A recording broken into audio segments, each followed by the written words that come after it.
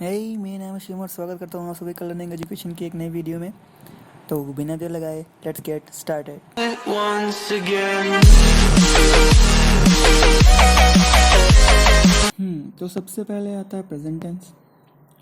अब present tense में सबसे पहले आता है प्रेजेंट इंडेफिनिट। तो देखते हैं कि प्रेजेंट इंडेफिनिट की आइडेंटिफिकेशन क्या होती है और उसे हम कैसे पहचान सकते हैं कि यही सेंटेंस प्रेजेंट इंडेफिनिट का हो।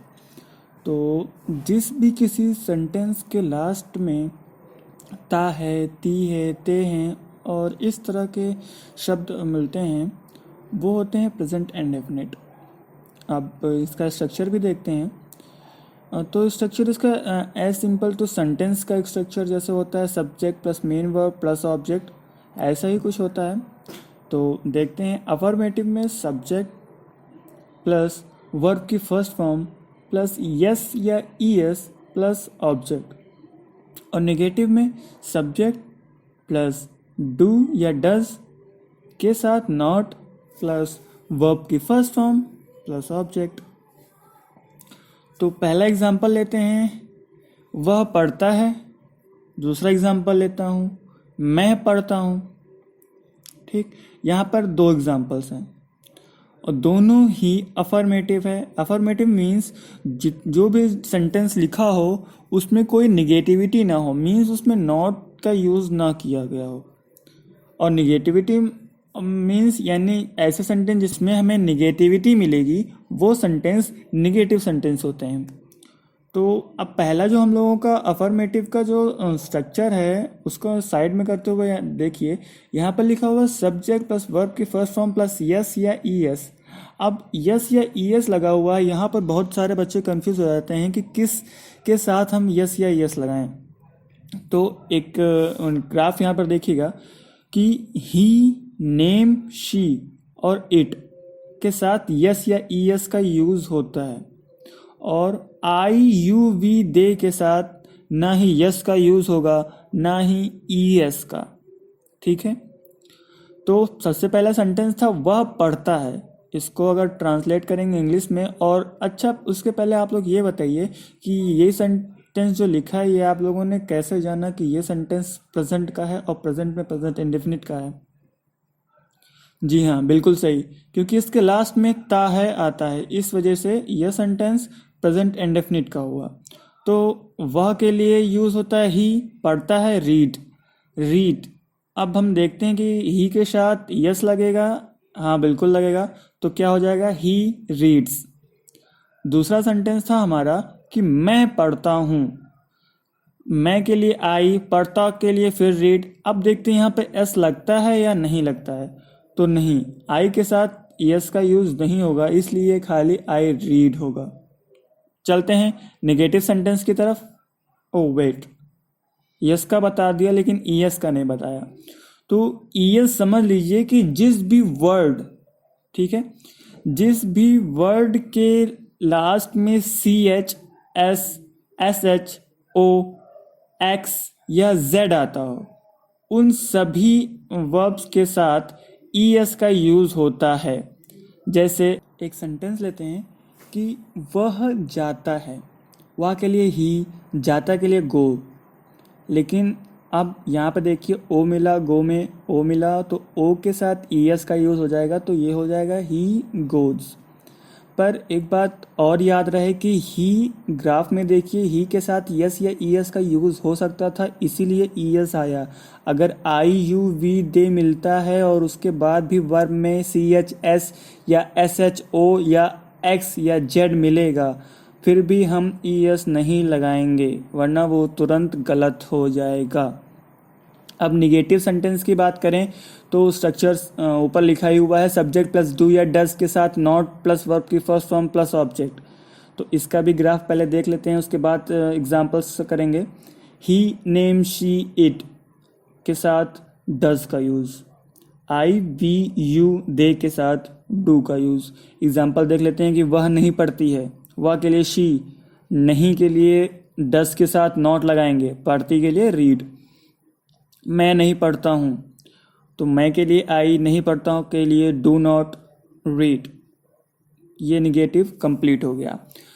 तो प्रेजेंट इंडेफिनिट कंप्लीट होने के बाद अब बारी है प्रेजेंट कॉन्टिन्यूअस की। इसका भी आइडेंटिफिकेशन देखते हैं कि जिस भी सेंटेंसेस के लास्ट में रहा है, रही हैं, रहे हैं और एक्सेट्रा आते हैं उससे ही प्रेजेंट कॉन्टिन्यूअस कहते हैं। ठीक, अफर्मेटिव का structure subject plus is am are plus verb की फर्स्ट फॉर्म के साथ ING plus object. Negative sentence की बात करें तो subject plus is am are plus not plus verb की first form plus ING plus object. अब एक एग्जांपल लेते हैं कि मैं जा रहा हूं। दूसरा एग्जांपल तुम आ रहे हो। अब ऊपर स्ट्रक्चर लिखा है कि सब्जेक्ट के जस्ट बाद में इज एम आर लगाएंगे, तो अपने एग्जाम्पल में सब्जेक्ट मैं है यानी आई हो जाएगा। अब आई के साथ हम इज एम आर के साथ क्या लगाएं, तो उसके लिए ग्राफ को देखिए कि आई के साथ एम का यूज़ होगा, ही शी नेम इट के साथ इज का यूज़ होगा, यू वी दे के साथ आर का यूज़ होगा। तो एग्जाम्पल्स में फिर से आते हैं कि मैं जा रहा हूँ, तो मैं के लिए आई और आई के साथ किसका यूज़ होगा, एम का यूज़ होगा। जा रहा हूँ, जाने को गो कहते हैं, गो के साथ आईएनजी लगाएंगे तो गोइंग हो जाएगा। तो क्या बन गया सेंटेंस, आई एम गोइंग। दूसरा सेंटेंस लेते हैं कि तुम आ रहे हो, तो तुम के लिए यू के साथ किसका यूज़ होगा, यू के साथ यूज़ होगा आर का, और आ रहे हो मतलब कम, कम के साथ आईएनजी लगा देंगे तो यू आर कमिंग। दूसरा लेते हैं अब निगेटिव का भी, तो subject plus is am are plus not plus verb की फर्स्ट फॉर्म के साथ आईएनजी प्लस ऑब्जेक्ट। ठीक है, तो पहला सेंटेंस कि मैं नहीं जा रहा हूँ, आई के साथ किसका यूज़ होगा, एम का यूज़ होगा, एम के जस्ट बाद नॉट लगेगा और नॉट के बाद गोइंग, गो के साथ आईएनजी लग जाएगा तो गोइंग हो जाएगा। तुम नहीं आ रहे हो, तुम के लिए यू, और तुम यू के साथ क्या लगेगा, आर लगेगा, और आर के जस्ट बाद नॉट आ रहे हो मीन्स कम के साथ आईएनजी। तो यहाँ प्रेजेंट कॉन्टिन्यूअस खत्म होता है। अब बारी आती है प्रेजेंट परफेक्ट की। इसका आइडेंटिफिकेशन चुका है, चुकी हैं एंड चुके हैं।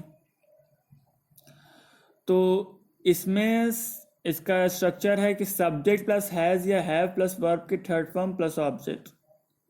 ठीक, तो प्रेजेंट परफेक्ट में अब अगर ये तो उसका सिंपल हो गया कि अफर्मेटिव में निगेटिव में देख लेंगे सब्जेक्ट प्लस हैज़ या हैव के साथ नॉट प्लस वर्ब की third form plus object. Present perfect का मतलब ये होता है कि जो काम हो चुका हो। ठीक है, तो पहला एग्जांपल लेते हैं, वह जा चुका है। ठीक है, तो वह जा चुका है। अब फिर से उसमें वही बात आएगी, हैज़ या हैव का यूज़ कहाँ करेंगे, तो हैज़ या हैव के यूज़ के लिए ग्राफ को देखिए कि आई यू वी दे के साथ हैव का यूज़ होगा और ही शी इट नेम के साथ हैज़ का यूज़ होगा। तो एग्जाम्पल हमारा क्या था, वह जा चुका है, वह के लिए ही के साथ यूज़ होगा हैज़, और जाने को बोलते हैं गो, और गो की थर्ड फॉर्म होती है गॉन।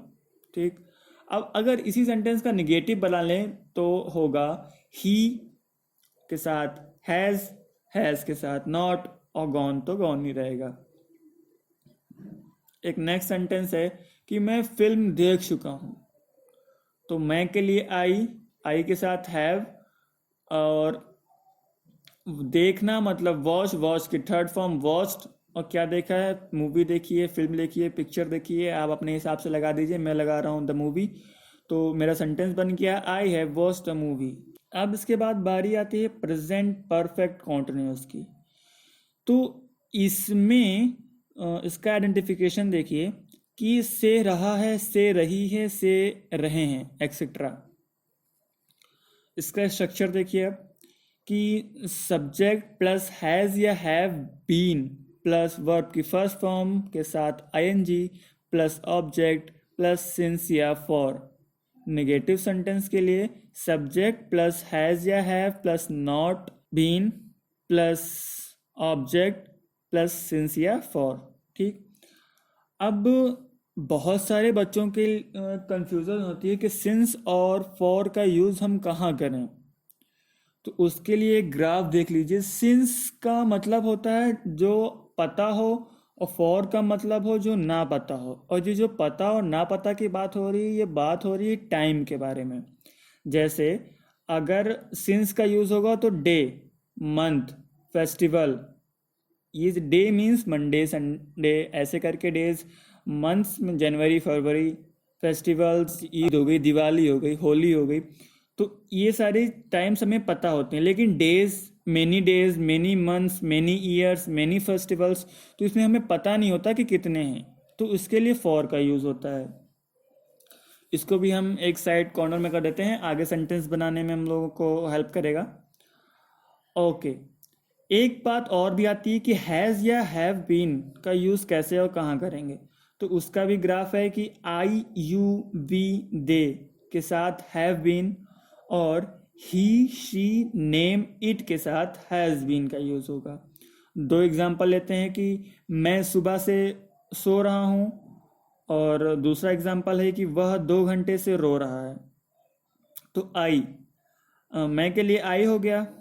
तो चलिए सेंटेंस बनाते हैं। तो पहले मैं के लिए आई हो गया। आई के साथ किसका यूज़ होना है? हैव बीन का यूज़ होना है। ठीक है, आई के साथ हैव बीन लग गया। सोने का होता है स्लीप, और स्लीप के साथ आईएनजी लगाएंगे तो हो जाएगा स्लीपिंग। और बता दिया गया है कि सुबह से सो रहा हूँ, मतलब क्या यूज़ होगा? सिंस यूज़ होगा। तो I have been sleeping since, कब से सो रहा हूँ? सुबह से, तो सिंस मॉर्निंग। नेक्स्ट एग्जाम्पल है कि वह 2 घंटे से रो रहा है। तो वह के लिए ही के साथ यूज़ होता है हैज़ बीन।